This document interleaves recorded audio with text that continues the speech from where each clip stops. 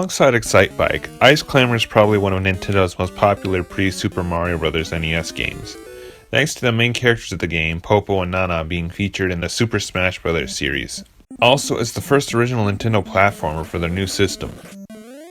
The plot involves a pterodactyl stealing the vegetables of Popo and Nana, who are partners, siblings, I'm not sure.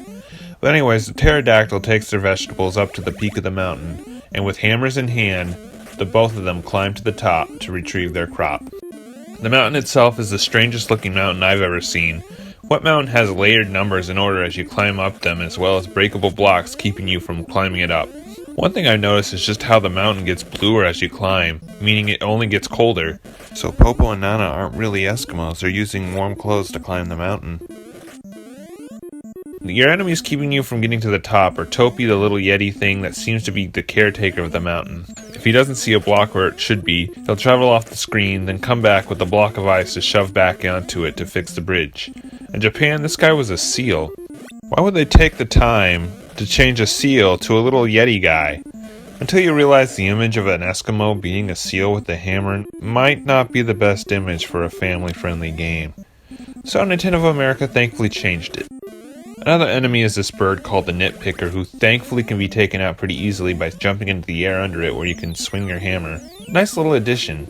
And finally, the coolest of the bunch is the polar bear in sunglasses and swim shorts, who will come out if you take too long in a level and launch the stage down one level.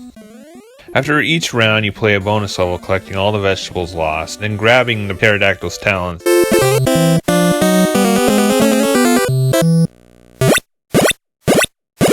So Ice Climber, good as its reputation says it is? Not exactly. While the first few levels are enjoyable, the later levels are where this game loses me. First of all, Popo and Nana have seriously terrible jumping control. They're really only good for jumping straight in the air. Making a serious jump requires timing, which will distract you from the later hazards, like the solid clouds you can't jump through. Can't jump through? It's a water-based mass! And it really doesn't help that some blocks are conveyor belt type, so you have to keep moving just to get to the next stage. But did you have to program clouds over the conveyor belt so I have to time my jump just right? While you can loop around the level you're on, if a cloud goes off screen, you'll fall off the cloud and have to do it all over again.